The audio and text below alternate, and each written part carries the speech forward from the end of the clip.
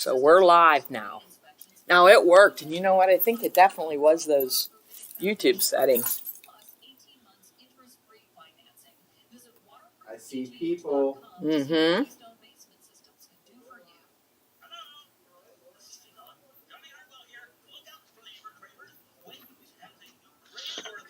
They can hear you. Yes. Oh, can they? Yeah. No, I'm muted now. I wasn't. Well, at the time when you were talking about yes, it was those settings. That was Mr. Peterson, did you receive the updated agenda? I did. Okay, thank you. Oh, I don't I'm even not sure I have an found agenda. the changes though. Oh. Just the very ending, pending solicitor's review. Oh, that's it? Okay.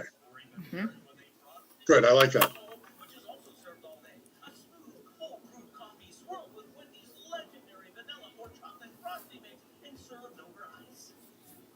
Okay, so I got okay, so I see got the right thing going. My live stream is zooming. Yeah. You're here. Mm-hmm. Oh. I'm muted. How is it hearing me? I don't know. I got my mic muted. Try actually muting it. It is muted. I would say mute it from the actual laptop. Disable your mic first. Yeah, but if I have to talk, I'm going to have to turn it on.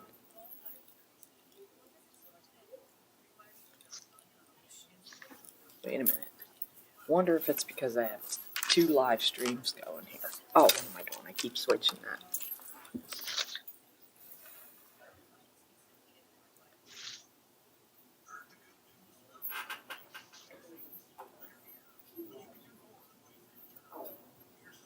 I bet you it's this.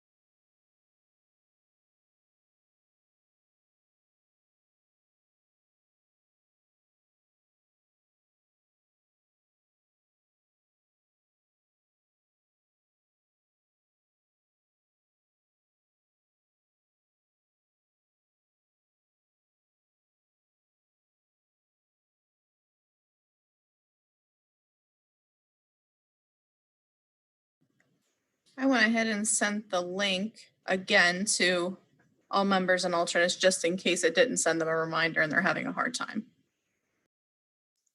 Thank you.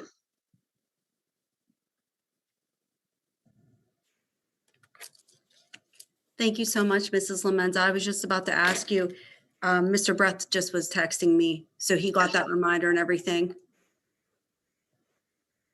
He just got that? Okay, thank you. Hi, everybody. I included him. Thank you.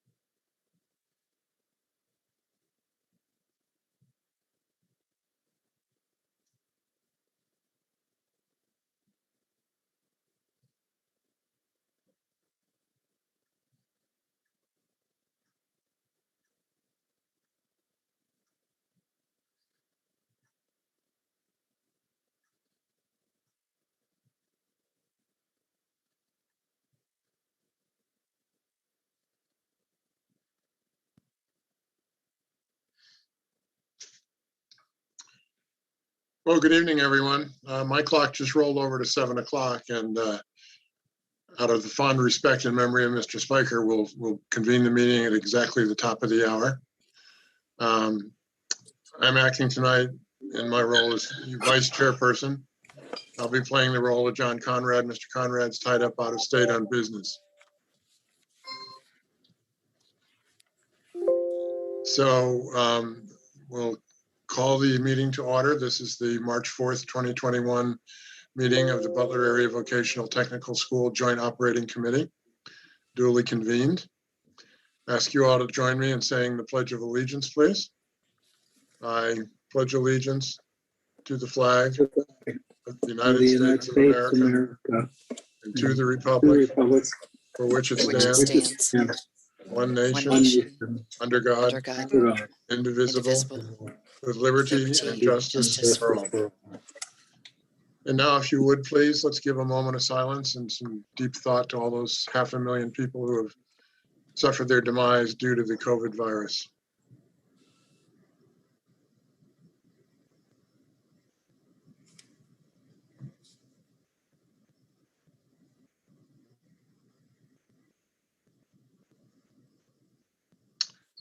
Thank you.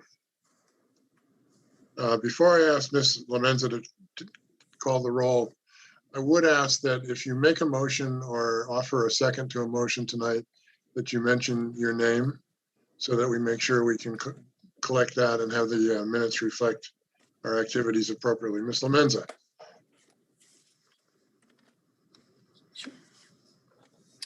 Ms. Daniels Wells. Here. Mr. Gebhardt. Here. Mr. Hawley. Here. Mr. Harrison. Mr. Jacobs. Mr. Marburger. Here. Mrs. Miller. Here. Mr. Peterson. Here. Mr. Shingleton. Here. Mr. Somerville. Here. And Mr. Zeitz. Did I miss anyone? Mrs. Scott is not here either.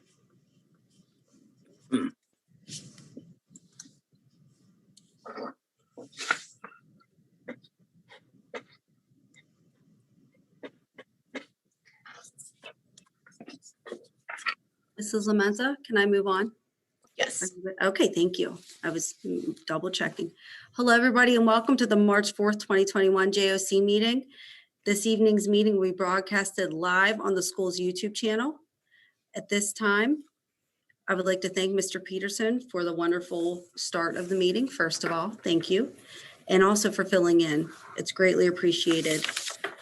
I'd like to introduce Mr. Gary Shingleton. He is our alternate from Butler. Thank you for being here.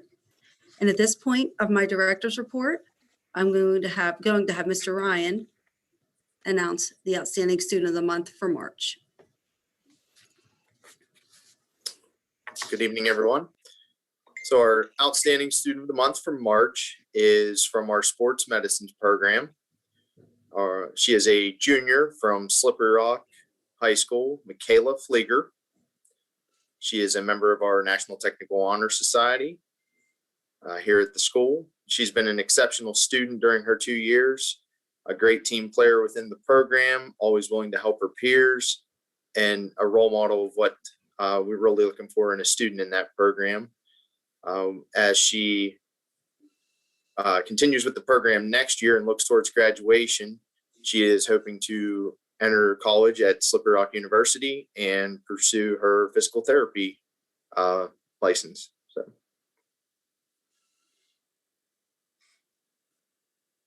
Thank you, Mr. Ryan. I want to point out that we are going to have all Outstanding Students of the Month next month, whether we're virtual or in person.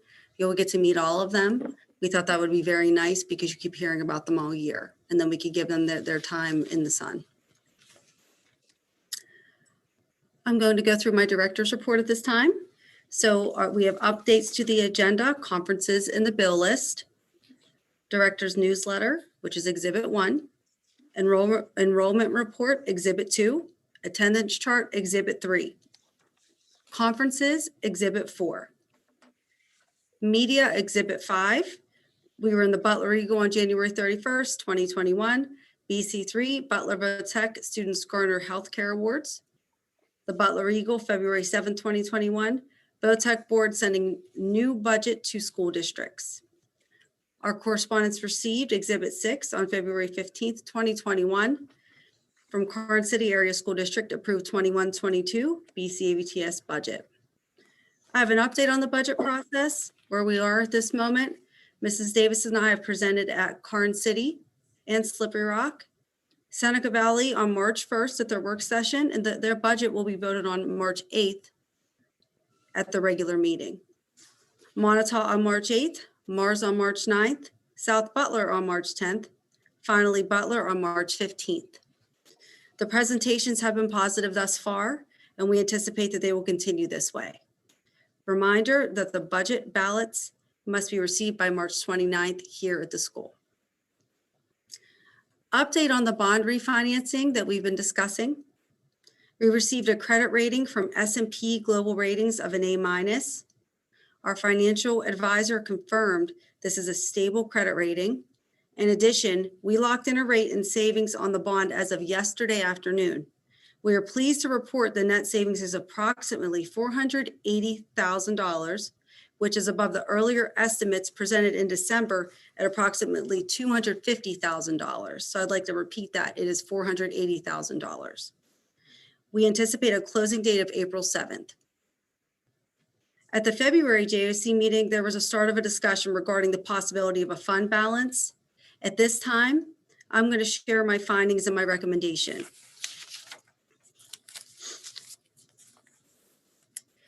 There was also a request for me to discuss a timeline demonstrating how I've explored this request and a possible timeline moving forward. So after viewing the February 4th JOC meeting, on February 5th, I met with Mrs. Davis, our business manager. On February 9th, I met with Dr. Vitale, superintendent of record. On February 12th, I had a discussion with Mr. Breath, our solicitor. And on February 17th, I met with Mr. Breath again. On February 26th, I met with the superintendents, and on March 3rd, I met with Mr. Breath and Mrs. Davis, and now today I'm sharing this information with you, and I will share what we discussed. After some discussion, after all those discussions, it's clear that there's two different concerns that have been under discussion. One is unanticipated capital expenditures, and the other one is anticipated capital expenditures. First, starting with the unanticipated expenditures. I've had some discussions to possibly increase the budgetary reserve from $30,000 to a larger amount to possibly cover an actual unplanned capital emergency.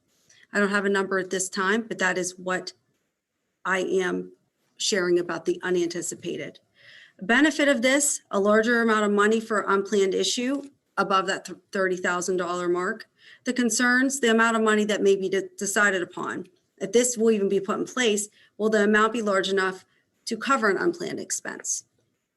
Secondly, unanticipated capital expenditures.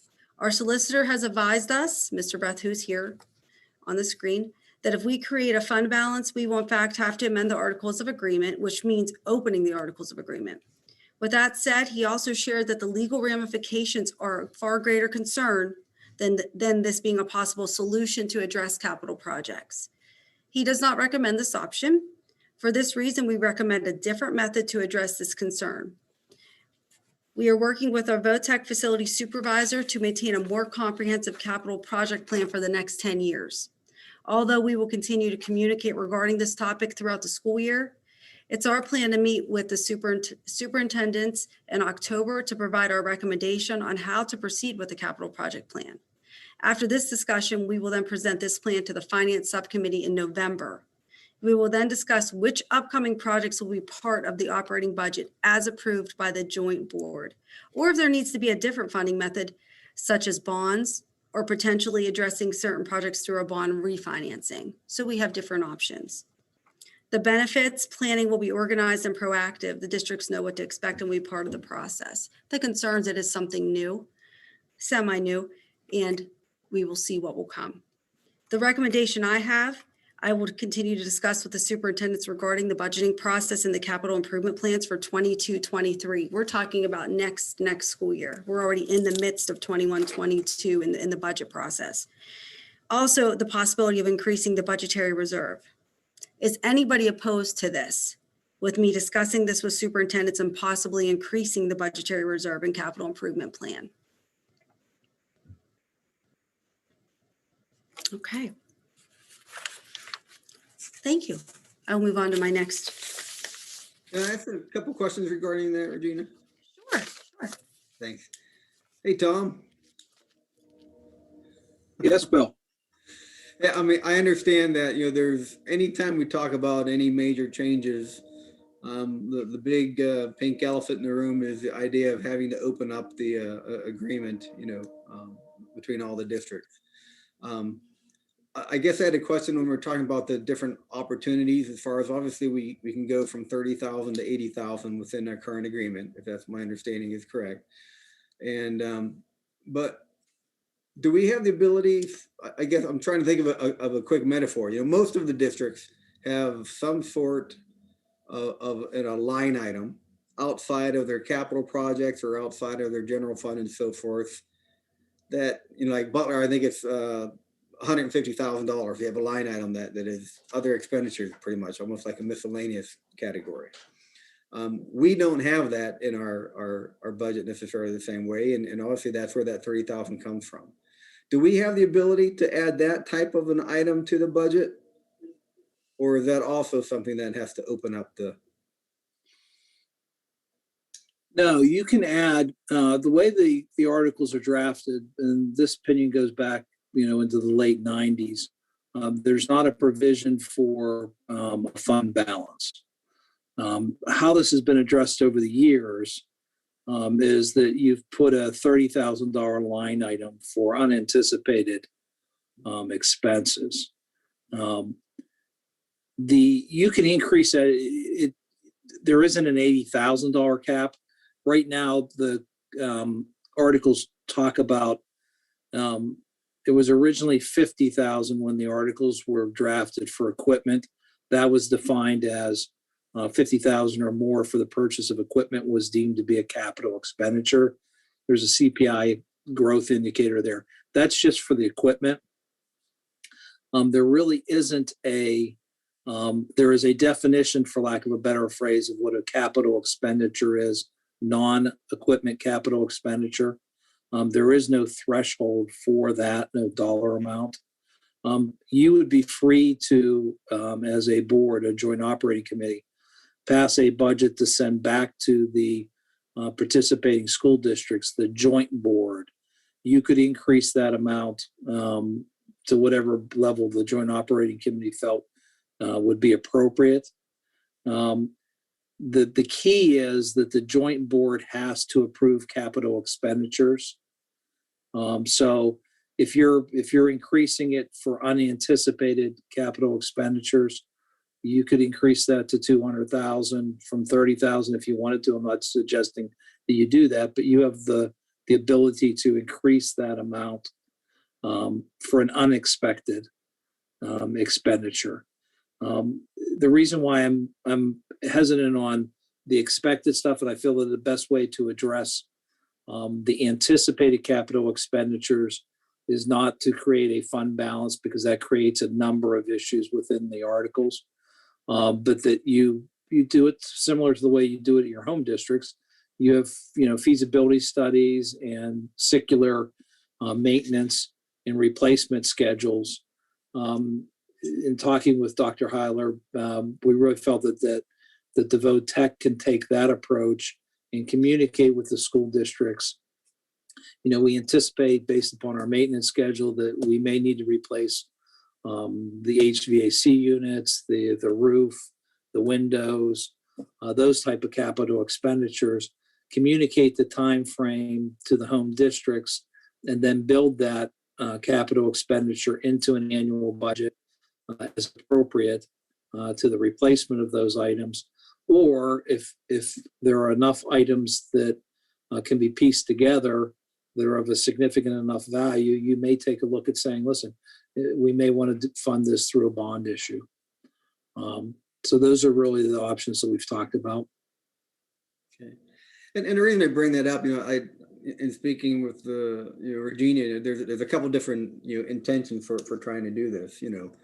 One of them is just what you mentioned when you're talking about anticipated. Is the idea is, all of us in our own districts, we normally have some sort of a capital budget plan that's put forth proactively by our superintendents and administrators and so forth, that helps us look as we're looking at our own budgetary needs and our capital project needs, and whether or not we're going to do the funding, all those different things. Because of the type of animal that the VOTEC is, we don't really have those same type of discussions. And so, anybody that was around, I know Gord was here, a couple of us around that whenever they redid the VOTEC and we did renovations and so forth, he had those types of discussions then, but then they kind of stopped. And so we really don't have that same type of discussion in proactive planning. So that was one of the intentions for bringing this up and having it looked at that way, is to make sure that there's some proactive planning that's not just at the administration level, but also at the board level. So we're looking forward, because there's a lot of different ways I think that we can skin the cat. To me, just increasing an annual amount to a larger number that we end up just giving back to the districts at the end of the year, it doesn't necessarily make sense.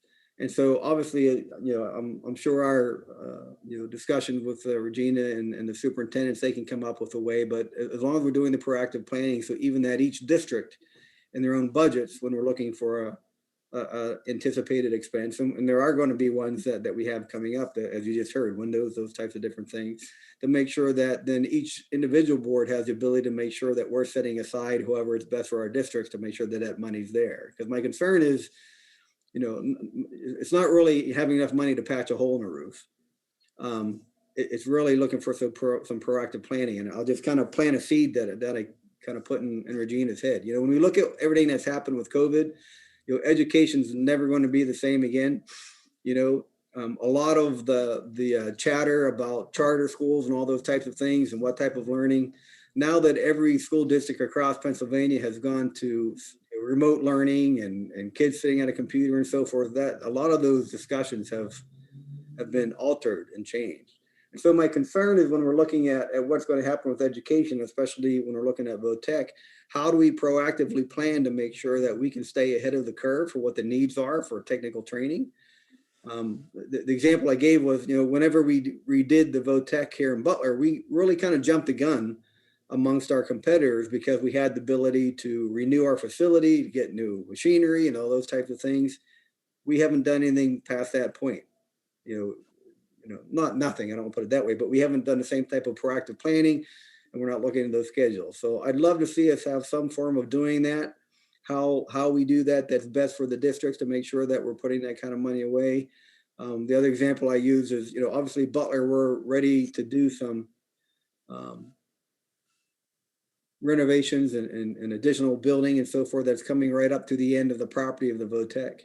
And boy, if there were some needs that the VOTEC had or some desires that we had, obviously when you have workers on site and all that kind of things, expenses are a whole lot lower, those types of things. So I just wanted to kind of, again, plant the seed that we do some proactive planning, not only for what those expenses are for repairing the building, but also what we can do to keep the program growing.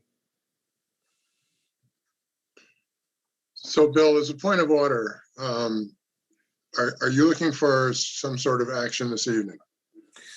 I guess I would like, to have Regina keep on an action list.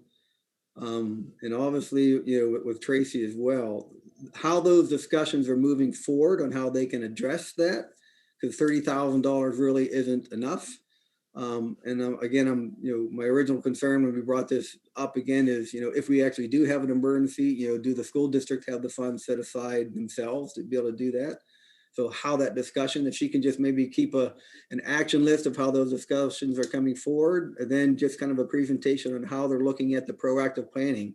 I guess I'd ask very specifically that we actually have something presented to the JOC about what our capital project needs are. So, do we have to do a roof in the next 5 years? Do we have to do, whatever those are, and break it down into two categories. What are our actual needs, capital project wise, to repair a building, those types of things, and what might be even her dream list for what we can do to proactively grow the program and what that might look like cost wise. So then with your concurrence, I'm going to ask that we move this element, this item out of the director's report in the agenda and create a separate item of business about that, motioned and seconded and made part of the record. Is that acceptable to you? That would be great. Thank you. Okay, with that thought in mind, Ms. Lamenza, do we have a quorum? Do we have 7 voting members? Yes, you actually have. I believe Mrs. Scott, are you here via phone?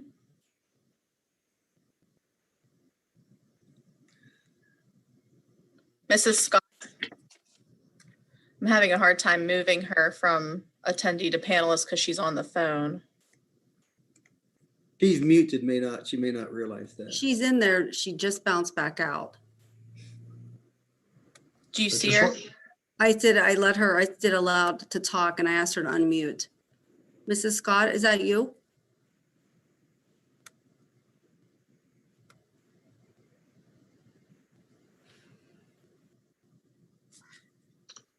Well, She did tell me she was at a busy basketball game, so she may just be listening tonight. was Mr. Zeitz, I couldn't hear if he was present or not. He is not. By my count, you have 8. Yes, I have 8. Okay. So you have a quorum. I have All a right. quorum, yes. That's okay, as long as we've determined that. So then, Dr. Heiler, do you want to finish your report and Sure. we'll do the business? Sure. Another item at the February JOC meeting, there was a start of a discussion on student support. Since then, we've collected some data and have analyzed it. I will share some qualitative and quantitative findings. Before this, though, Mr. Morton, Support Services Coordinator, Assistant Principal, will speak on behalf of his department and how the role of student support has evolved over the years. Hi, guys. I understand there was a question, last week or last month regarding mental health and supports and meeting the needs of students. We thought we were talking, me, Jared, and Dr. Heiler, and just looking at, I don't know if I've ever presented in front of the board or talked about kind of what our department does. So I thought in a way to kind of give you guys some feedback and also some of the hirings that we've had and that you guys have supported us when we've come to you with a need, some of the people we put in place and how that has expanded. So the idea of my talk will be to kind of start us about 10 years ago when I started and just move us to where we're at presently. And really just to look at, my idea and hope is that we're setting and creating a web of supports. The more catches we have, the more people we have interacting, communicating with each other, the less likely kids are going to fall through the crack. And again, from you guys doing the hiring practices and bringing on some people, I think we've created a pretty strong web of support here. I just want to also report out to the districts, for you board members. There's some phenomenal personnel. I've been here 10 years. I can't ask for a better job. The people I work with are just wonderful. They're responsive, they're quick, they put kids' needs first, and it's just a great place to be.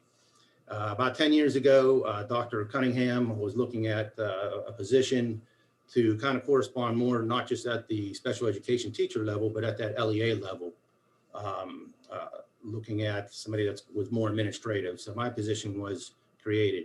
At that time, they hired a real sharp young man. He was great guy, had a lot of promise. His name was Jared Ryan. I thought he was a little arrogant myself, but got along with him anyhow. And he's been a great partner through those 10 years and continues to be a great partner at this level. So that kind of created, we had a start there where we were, getting more interaction. One of the first things I did, and I wasn't real popular, even though I had a long history at Holy Family and I knew Mr. Miller from down in Seneca Valley, and I knew Mr. Craig from Butler and Mr. Royhab.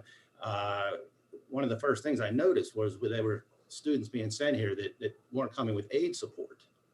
It's a real burden on the district to ask that, but that has been just a level of communication, because now you have an aid. So if the student had an aid in their classes back at their home school, I would say, why aren't they having an aid here?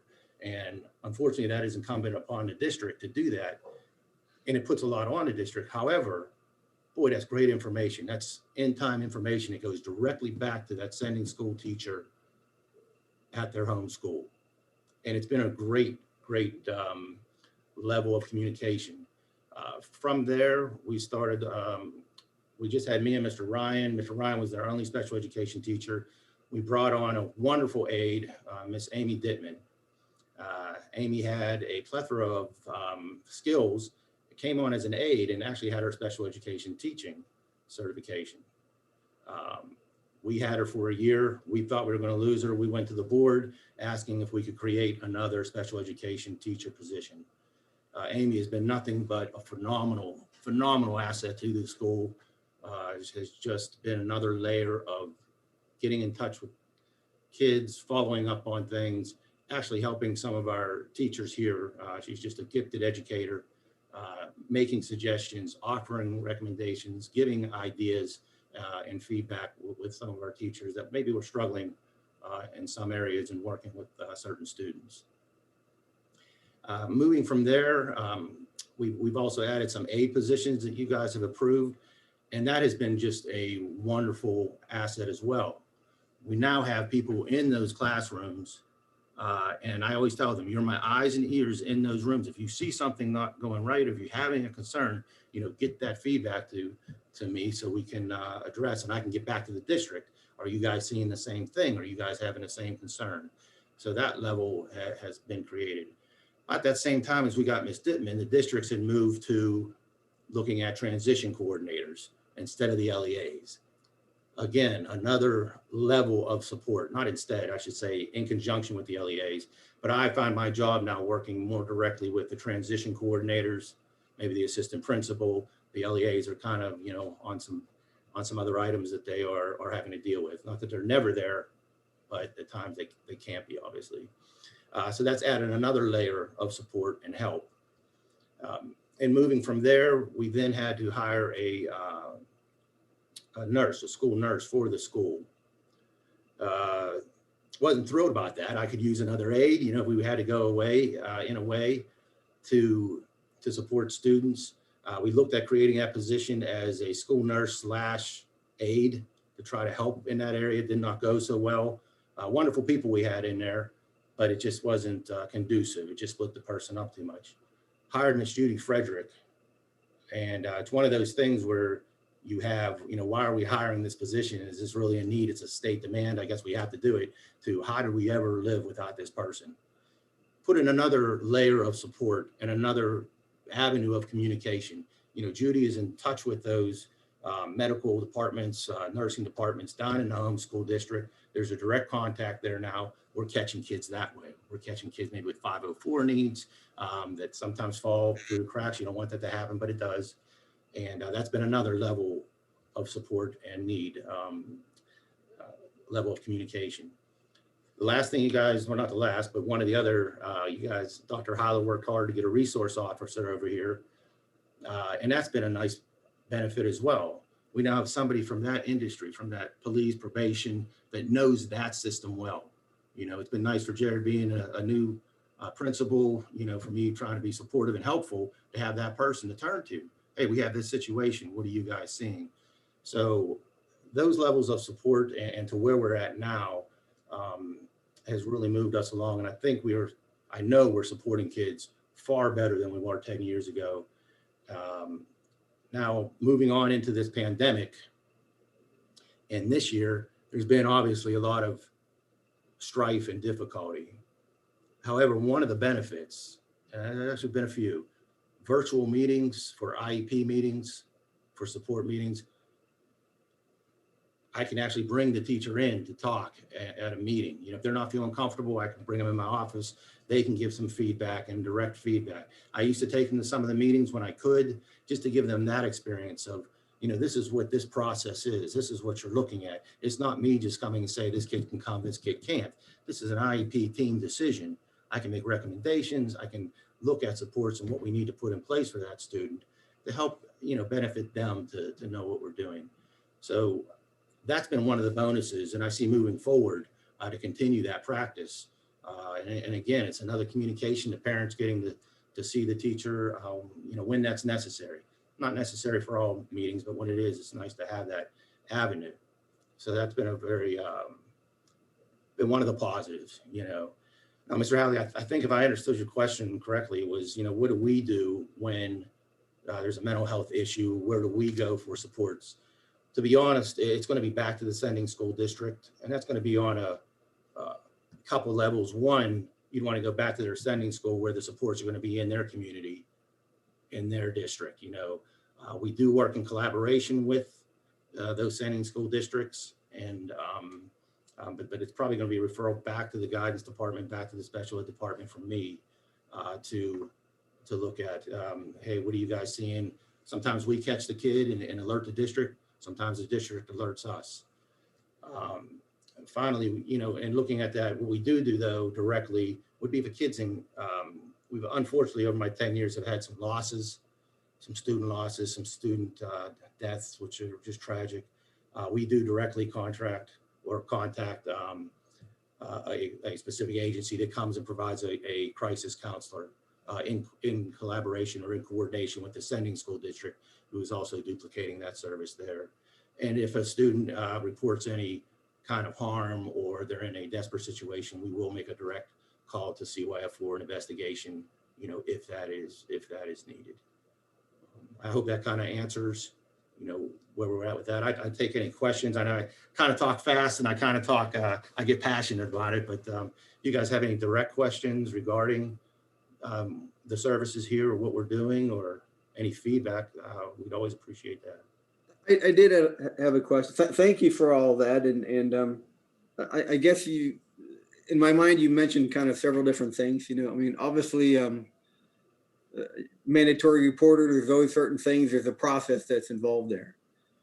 If I use the pandemic as an example with all the districts, the state set up the idea of having the IU as a go-between to be able to have contact channels and so forth that are followed, so that not only is there a known communication channel, but there's follow-up and recording and so forth.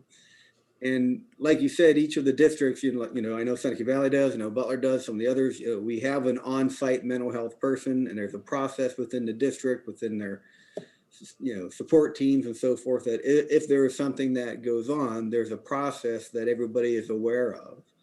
My concern with the VOTEC is because we have kids only for a shorter period of time, and we have all these different type of channels like you mentioned. I certainly don't want to micromanage anybody. I just wanted to have whatever the system is that has been decided between our superintendents, and our administration, of when there's an incident that occurs, to make sure that it's being reported in the same manner, that not only that there's that clear communication, if we use homeless as an example, every district has a homeless liaison, that type of thing. I just wanted to make sure that we had a record and some sort of a reporting to us as a JOC that what is that process, so that at some point we can have oversight to say, make sure that that process is being handled. Because my concern is, especially with the pandemic, with what I do, for a living every day, there's a lot of hurting kids, a lot of hurting families, and there's things that are falling between the cracks, not because anybody doesn't care or not because people aren't doing their best. It's just there's a lot of different balls in the air. There's more opportunities for things to be missed now than there is normally. And so I just wanted to make sure that we have whatever our system is recorded, that it becomes a formal process, so that we understand what that process is and it can be followed up and reported back. Good. I understand what you're saying. Actually, one of the nice things about the VOTEC is kids will you might have a kid that goes to one district to another. Well, guess what the stabilizing force for that kid is then? The VOTEC. We've had those kind of transfers. We actually seem to be more of a conduit to those types of communications and processes. Hey, Clark, I've lost this kid's going here, or this kid's going to a private school setting, and would you consider still having them come to the VOTEC? And of course, we're going to discuss, what was the issue, the nature of the concern. I hate to say, if a kid brings a gun to school, that's one level of, well, we're kind of expelling them from, the public school setting, and I'm not feeling safe. Let's give them some time there, see if things stabilize, and then we have those kind of discussions.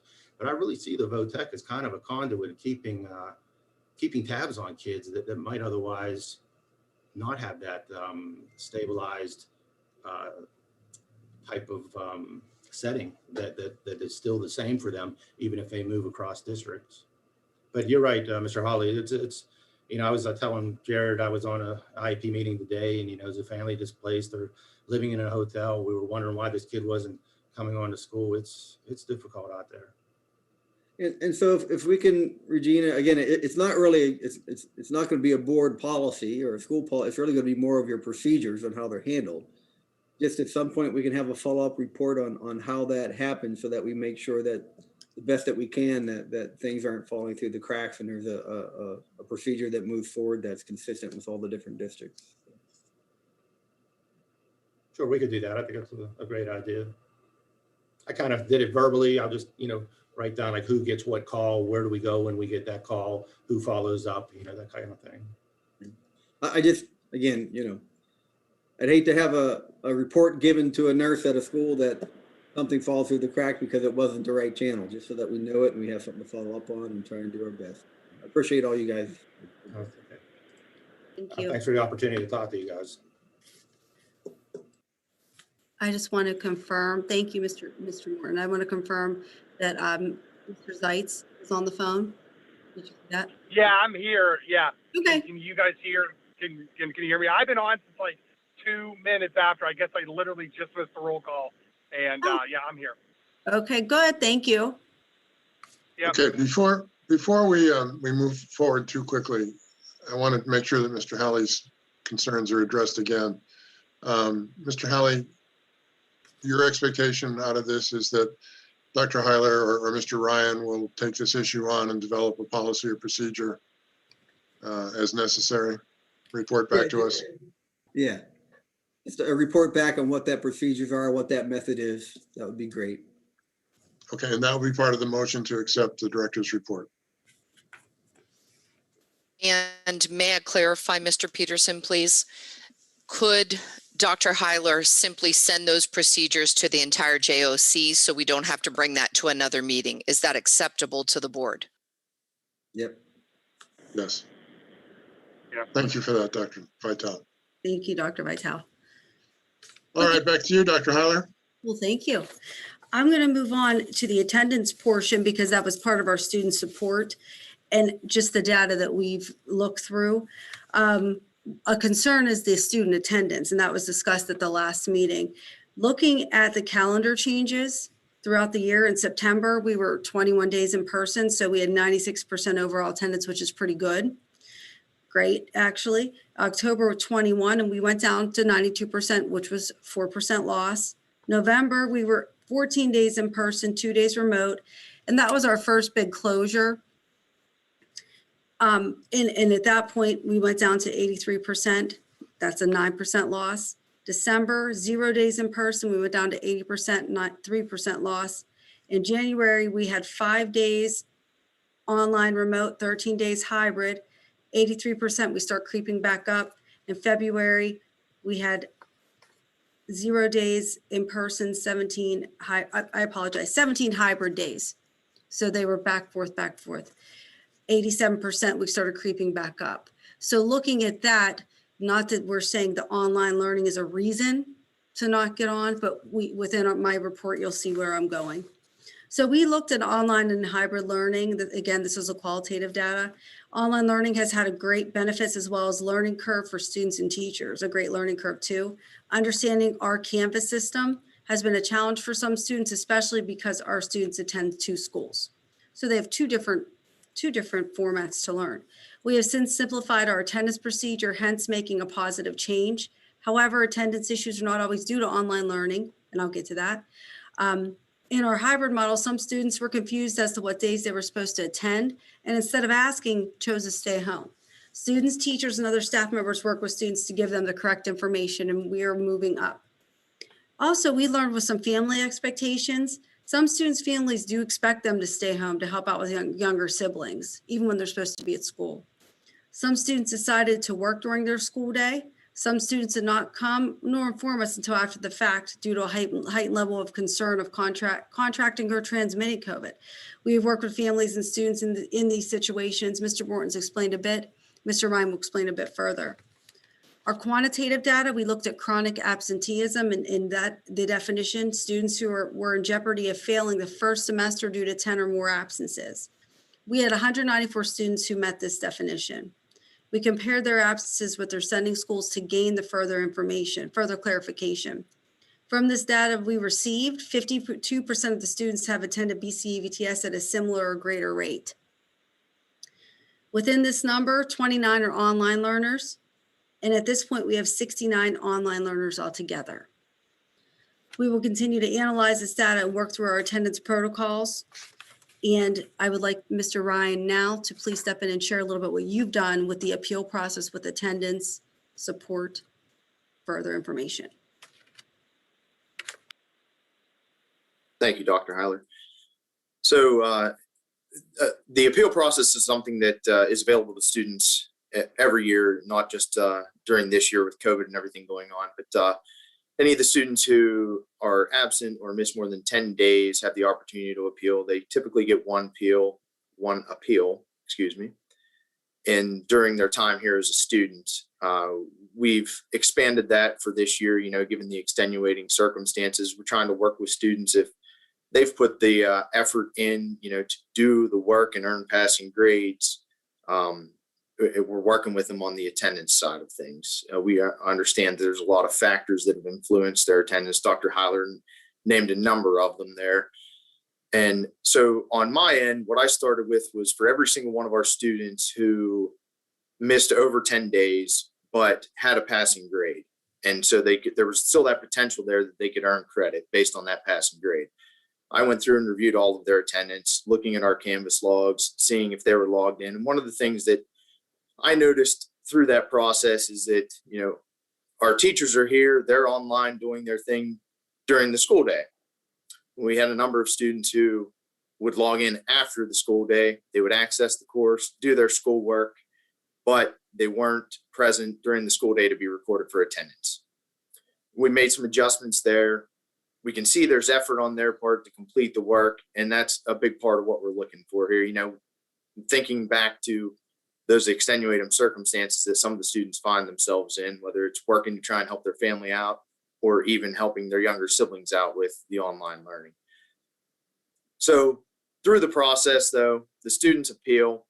I meet with them, and in that process, speak with them and try and get a little bit better knowledge and information about why it is that they weren't doing their part to get online on a regular and consistent basis. Dr. Heiler mentioned a lot of the reasons already. I'm just going to recap some of them that kind of seem to be the most popular or most prominent reasons why. Like I said, some of our students, they chose to work. In some cases, it was in a related field to what they're studying here. In a lot of cases, it wasn't. But yeah, that is the type of student that we get here. You know, they want to be doing things, they want to be earning money. That's their motivation. So not good. Obviously, we want them to be online doing their schoolwork, both for us as well as each of your sending districts. With that, just to expand on that too, that the environment, learning online is not where our students' strengths lie. They're kinesthetic learners, hands-on, that's what they want to be doing. So they struggled with that idea that how can I do, you know, heavy equipment or automotive repair online? You know, what am I learning from that? And, you know, there's still lots of value. Every one of our programs offer theory, more academic learning to go along with the hands-on.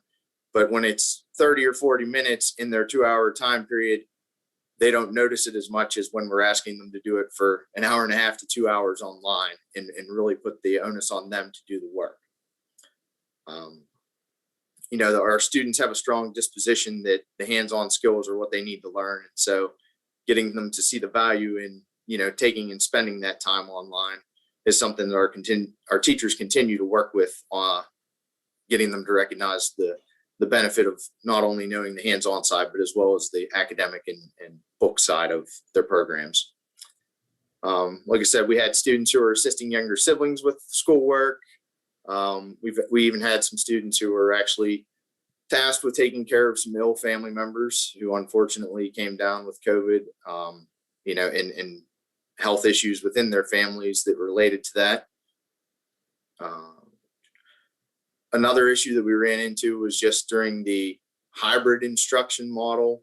You know, 4 of our districts had moved back early on to full in-person education.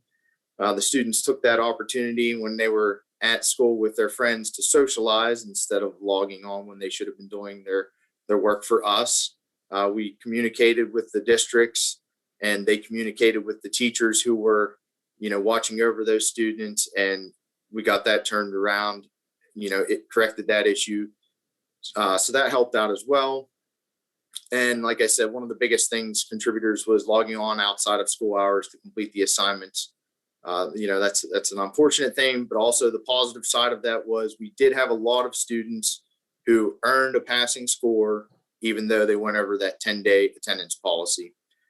And so meeting with the teachers, as well as, you know, the administrators, the principals from your schools, and discussing, you know, the potential ramifications of, you know, everything from credit to continuing attendance through the rest of the school year here, we made the decision that in the cases where the students earned that passing grade, you know, they did the work, they put that effort forth to do what they needed to do as far as the assignments to earn their passing grade, we awarded credit rather for the first semester to those students based on their passing grade as a part of the appeal process. So, and like Dr. Heiler said, we've seen vast improvement as we transitioned into hybrid, and then now that we're back in person. Even when we got back into hybrid, I had a number of teachers come to me and very pleased that we were back into hybrid because they were getting perfect attendance from their students again, you know, and getting them there, being able to talk to them and stress the importance of doing the work, even having them do some of the makeup work that they should have been doing while they were online, and being able to really just drill home the importance of completing that work really went a long way to, you know, getting us back headed in the right direction.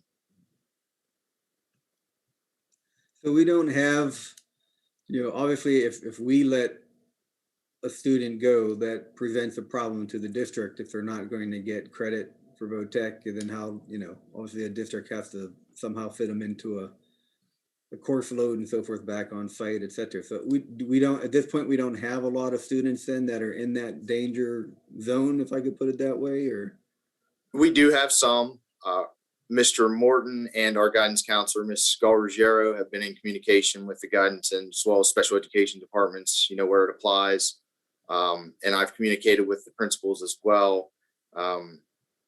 Some of those students have been withdrawn at this point. Others, we're working with them in the process of, seeing what's in the best interest of that particular student given their situation. Some of them are more of a case-by-case basis based on, as Mr. Morton mentioned earlier, just found out today we have a student who is currently displaced, and that's part of the reason why they haven't been attending. So it's, finding out all the information before we just, make a hasty decision.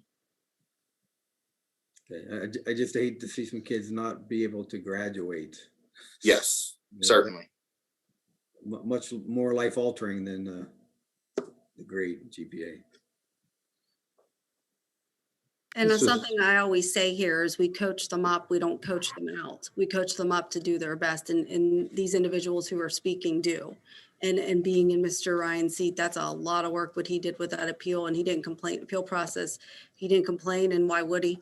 He's a principal, they just go and go and go, but just very impressed with what they're doing with all the protocols. I do appreciate, and this is William Somerville from Corn City, just so you know it, I do appreciate all the time you put into it instead of making those hasty decisions of looking at the backlog of all the students one by one, case by case. That is very much appreciated. Thank you. Does anybody have anything further about that before I move on to our next topic? Thank you, Mr. Ryan. Thank you, Mr. Morton. Another topic that was discussed at the February JOC meeting was the 5% increase to our insurance premiums. This was questioned. Mrs. Davis and I verified this fact with Ruskini. If you have any other questions or concerns regarding this, please email me and we could possibly pursue a discussion or even a Q&A with Ruskini. And I did speak to some of you about this. So if you have anything at this point, please share with me so we can move on to deeper information if we need to.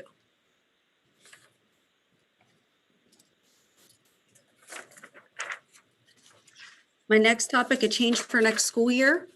Possible change, Montauk has inquired about moving from third session to first session. Montauk usually comes third session.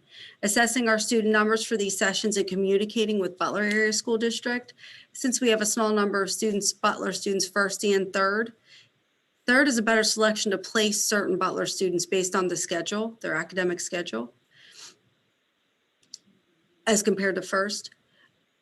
This will work. To be clear, Butler populates all of second session. However, we do have a small number in first and third. Our third session has been consistently heavier than first over the past 5 years, and moving Montauk students to first session will even out numbers. This plan's been shared with the superintendents. All are supportive, but the fact of them moving from third to first is what I'm bringing up to you now. Does anyone have any questions about that? Are there any transportation implications in that? Any busing problems? Not that we foresee at the moment. Okay. Thank you. We are also applying for the NOCD testing waiver here at BCAVTS. If you remember, NOCD is our end of program assessment. Our current instruction identifies areas of curriculum that have been disrupted due to the pandemic. We're focusing on certifications that lead to employment opportunities in this time. Also, in conversations with teachers and discussing and surveying, it's been discussed that bringing in NOCD judges may be impossible just due to quarantines, lack of staffing at some of the workplaces. Finally, we're not permitting guests in the school. This waiving the NOCD does not hurt or harm us in any way, shape, or form. And again, we're focusing on areas of curriculum that have been disrupted. And that is the plan moving forward and what we've been doing. For the 2021 awards program, Ashley is collecting JOC donations for student awards. School was moved from in-person to online instruction due to inclement weather on February 15th and 16th. School has been running on in-person instruction Mondays through Thursdays since February 24th, with Fridays as an online learning day. At this point, starting next week, it's my recommendation to resume to the traditional in-person instruction for 5 days. That's beginning next week on the week of March 8th. That Friday, February 12th will be a traditional in-person day instead of an online day, and then moving forward every Friday thereafter. Here are my reasons. Butler County has been on the moderate level for 3 weeks in a row. Within our school, we have 1 active case with 3 quarantines. 4 schools within the county are 5 days per week. 3 days are 4 days per week. And I have shared this plan with superintendents last week. The next regular JOC meeting is April 1st, 2021 at 7 p.m. And this is the conclusion of my very, very long director's report.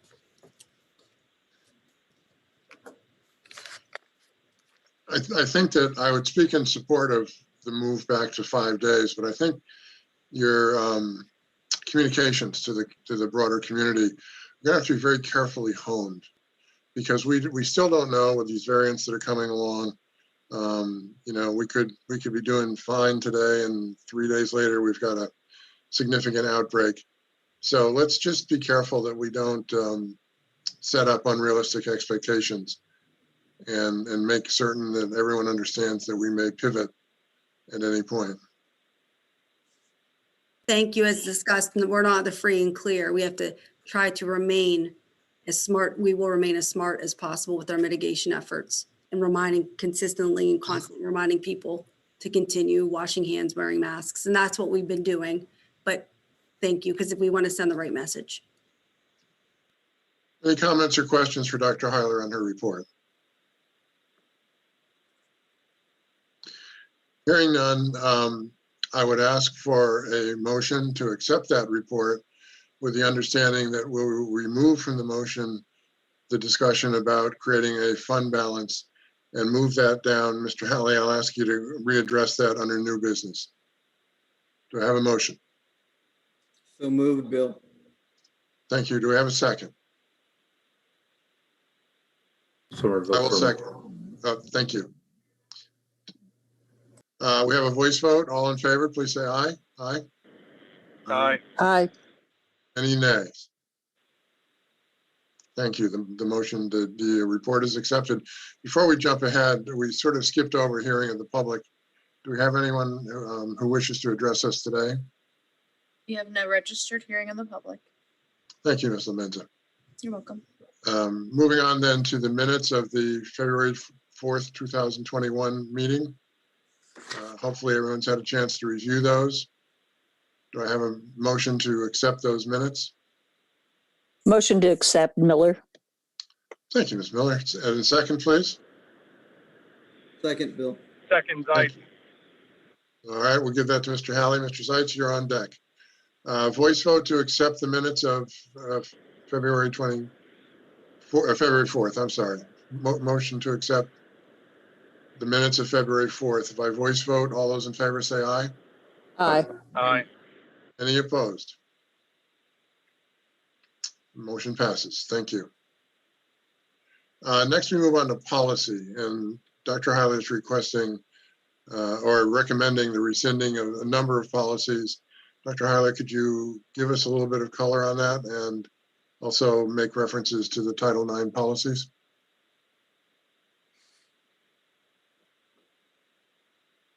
Sure. Our Title IX policy covers all of these policies that are mentioned here, and we were recommended to rescind this from PSBA whenever we submit our information. So in this, it is Title IX covers all of these policies. I think you'll see requests for similar action in some of your home district meetings.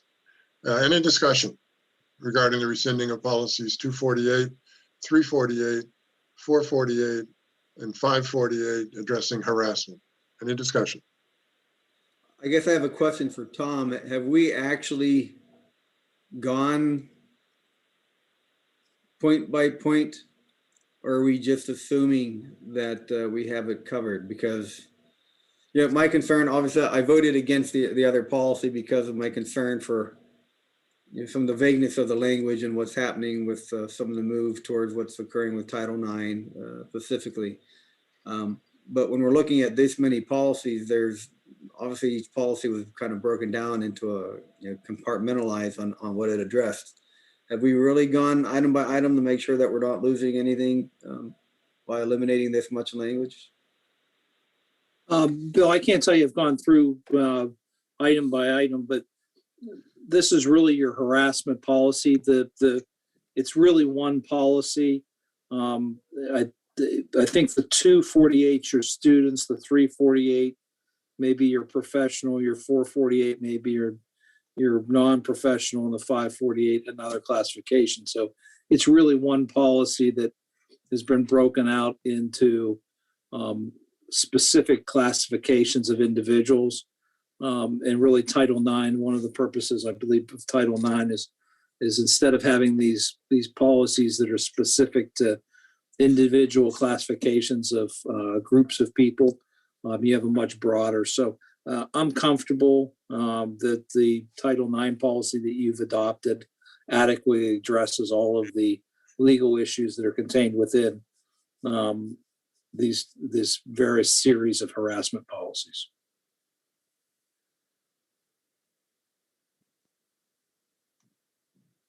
Mr. Halley, acceptable? Thank you for the explanation. Appreciate it. All right then. I'd hear a motion to rescind policies 248, 348, 448, and 548, please. Make the motion, Miller. Thank you, Mrs. Miller. And a second. Second, Ben. Mr. Zeitz, we're going to give that to you. Ms. Lemenza, we need a voice roll call vote on this, please.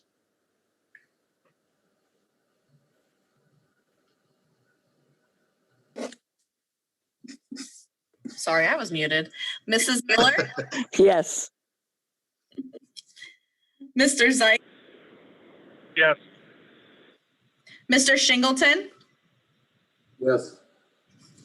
Ms. Daniels-Wells, Yes. Mr. Hawley, No. Mr. Gebhardt, Yes. Mr. Peterson, Yes. Mr. Marburger, Yes. and Mr. Somerville. No.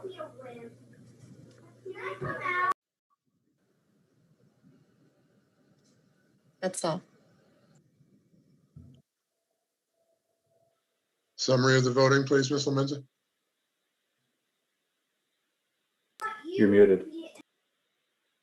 You're muted again. I'm sorry about that. You have 7 yes, 2 no. Motion passes. Thank you very much. Moving on to new business. Mr. Hawley, we had an extensive discussion previously around the issue of creating some sort of a fund balance. Do you have any more items that you wish to discuss, or would you like to move right to a motion? I'm wondering if we don't necessarily need a motion as much as if we can just put it as an action item that would be reviewed. What everybody think would be better. I think that might be easier than trying to come up with a motion that covers that. So maybe if Regina and administration could just make that an action item that they come back to us with review, that might better fit. I don't know what everybody else's thoughts might be.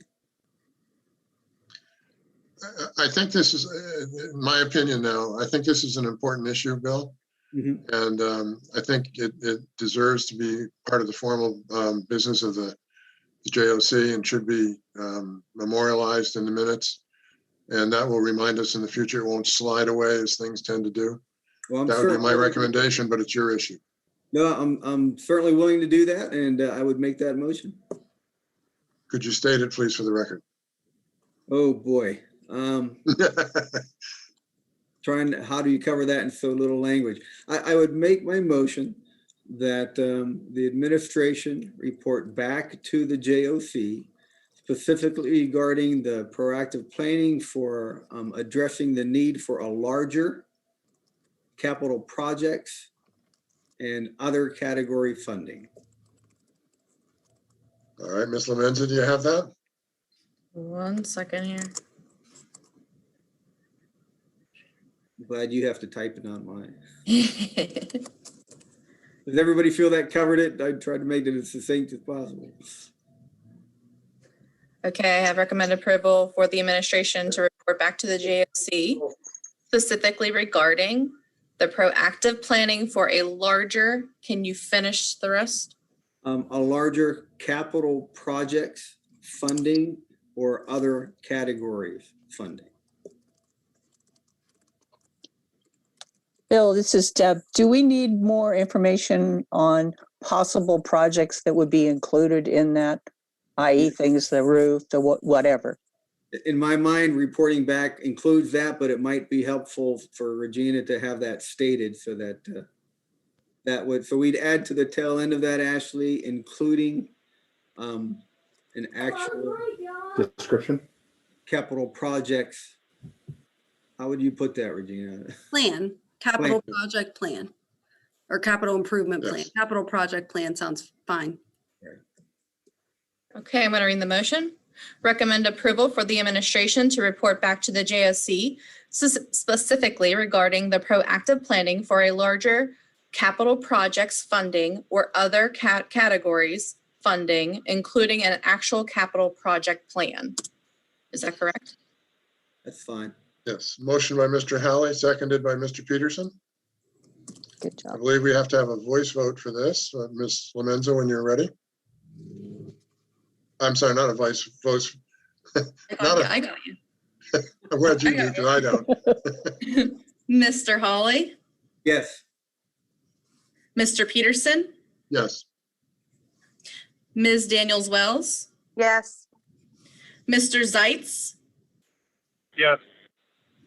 Mr. Shingleton, Yes. Mrs. Miller, Yes. Mr. Gebhardt, Yes. Mr. Marburger, Yes.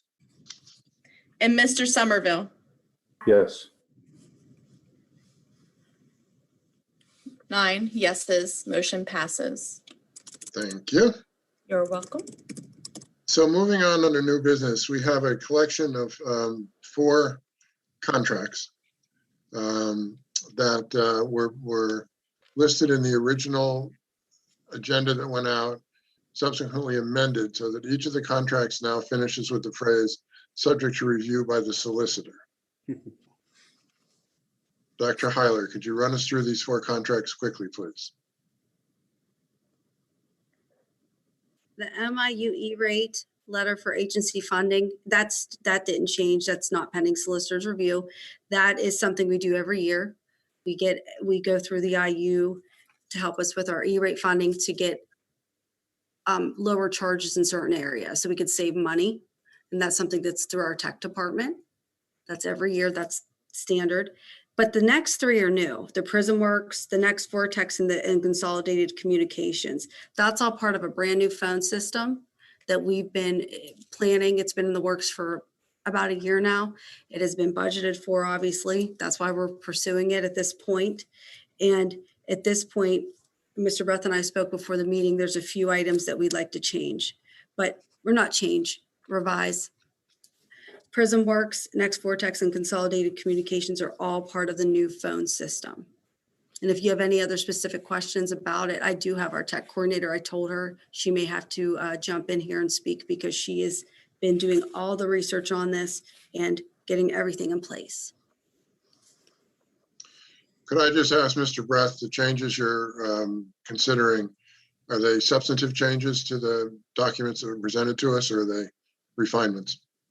There's basically refinements. One of the contracts had an automatic renewal provision, which I don't like for school districts or joint operating committees. So the recommendation was to eliminate that automatic renewal. And then there was just some questions with respect to what was comprised within the contract. And I've talked to Dr. Heiler about it. None of them are overly significant or too substantive. So you're comfortable with the JOC accepting these contracts tonight? I am. Okay. Can I ask some questions, Fred? Absolutely. I guess when in my mind, when I hear a phone contract, I just want to make sure that we're not getting ourselves into a proprietary situation to where if, we might not have an automatic renewal, but if we have somebody else's phone that nobody else services or nobody else handles, we have an automatic renewal. So can you give us a little bit more information about the actual phone system? And I'm sure, Rebecca knows it when I ask if, did we do any type of bidding or how did we look at the other products available? I'm going to actually ask Ms. Chakrin to speak on behalf of this. She's done all of the work and just continue to meet with me. So Ms. Chakrin, if you're available. Yes.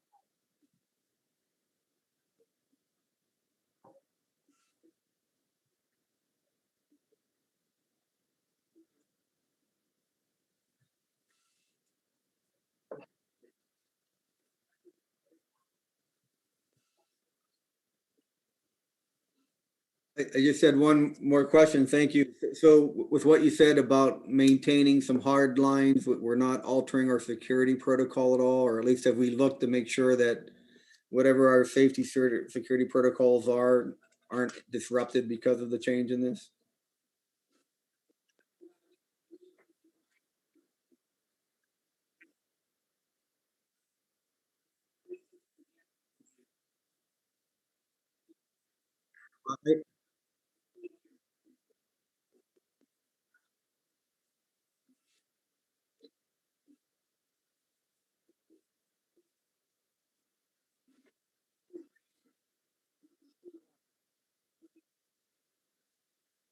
Does that impact our classroom security? So there will no longer be a hard line from classroom going back to any point of communication to administration or to that, whatever that focal point for our security protocol?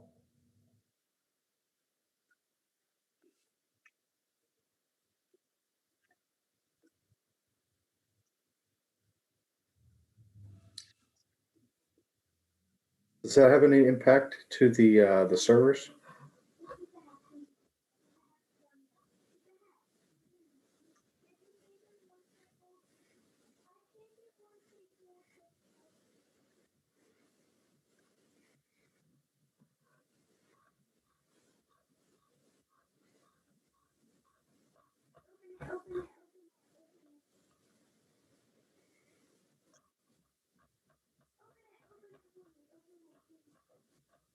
I guess I just like to ask that, if I'm understanding you correctly, if we're gonna have all of our classroom to administration, so we won't have any hard lines we'll have hard lines to our other hardware. So the elevator, the fire, port and all that kind of stuff. But when it comes from classroom to the administration, if I'm understanding, if it's all going to be voice over protocol, then there's going to be no communication hard line from classroom back to the administration or to whatever that point of security is.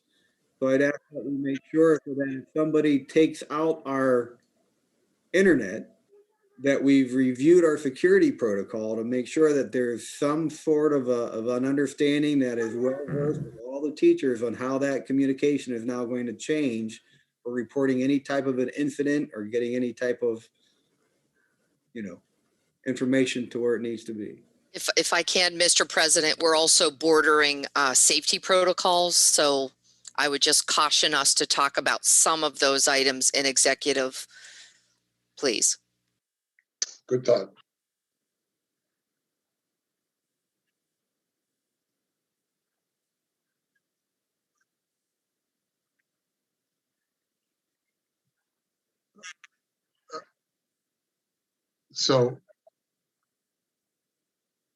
So not to interrupt, but because this is part of the public record, I think Dr. Vitale's point was we probably don't want this available to eyes that are not well-intentioned. Could we move this, Mr. Halley, with your agreement? Could we move this either into an executive session or a sidebar? Yes, thank you. All right. Thank you, Dr. Vitale. Good point. Excellent point. So with that said, we've got 4 contracts that Dr. Halley is asking us to approve. Hopefully you've looked through them. They're some of the densest documents I've ever tried to read. But that said, if there's no more discussion, I'll ask for a motion to accept these 4 contracts for processing. I do have one question left. Please. I'm looking on the proposal for the prison work 65 IP phones. Does that provide any extra in case one should go down or malfunction?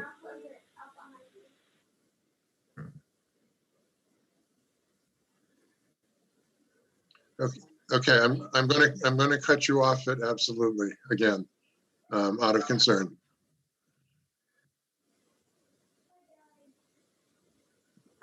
Would it be Is better that- to take this into executive session real quick now? So people would have the information that they need to vote, Fred? We could do that. Executive session is actually next on the list. Any further public discussion on these 4 contracts? So I guess that's what I'm asking. If we can Yeah. delay this vote until after the executive No, session. I understand. I'm just want to see if there's any more discussion. Thank you, Fred. And so we'll set aside our public discussion and move into executive session. I don't believe there's anyone in the room that needs to be excused, is there? We do have to stop at this point because we are online. We're in a live webinar. You know, we're live on YouTube, so we will have to stop this and then move into executive session and come back. Okay, that being the case, I'm going to take the privilege of the chair, ask for the finance reports to be given, and then we'll go into executive at the end of the meeting. So could we move to the finance reports, please, Dr. Heiler? Do you want me to speak on them? On Do you have any comments, anything you want to make? I would ask you one question on the deposits. There's an item for $4,716 from Commonwealth Charitable Grants. Could you just let us know what that's about? Yes, that is, the Commonwealth Charitable is our pass-through where Cabot Oil and Gas and actually Mars Bank have donated money to the school for students who may need scholarship money. When I say scholarship money, it's money that the students could use for purchases for their program. So it could be a kit for cosmetology, it could be a welding jacket for welding. It could even be a certification test that may be an additional opportunity for students. So then we were awarded that money and the students were distributed those funds. And that's what that is. Good to know we have that community support. Thank you. So I'll hear a motion to accept the financial reports, the bill list, and the budget transfers as delineated in the backup to the agenda. Motion, please. So moved, Bill. Thank you, Second, Mr. Howard. Miller. Thank you, Mrs. Miller. Roll call vote, please, Miss Mrs. Lamenza. Gotcha. Good. Mr. Hawley, Yes. Mrs. Miller, Yes. Mr. Shingleton, Yes. Mr. Somerville, Yes. Mr. Marburger, Yes. Mr. Gebhardt, Yes. Ms. Daniels-Wells, Yes. Mr. Zeitz, Yes. and Mr. Peterson. Yes. Okay, at this point, then everybody will leave. Could we just hear the results of the motion, please? 9 yes, motion passes. Thank you. Is there any further information or any through items anyone wants to bring to the meeting, the general meeting this evening? Hearing none, I'll ask for a motion to adjourn and we'll go into executive session. Well, Fred, you still have your new business motion that you need to come out and vote on after executive session. So you can't adjourn the meeting. That's right. Thank you for that. I appreciate that. You're welcome. All right, so let's then just move to executive session. And again, I don't believe there's anyone we have to excuse from the discussion. We will send a separate link. We have to log out because we're doing a live webinar now on YouTube. So we'll have to log out and then you'll get a separate link emailed to you. Okay? Okay. Okay. See you in a minute.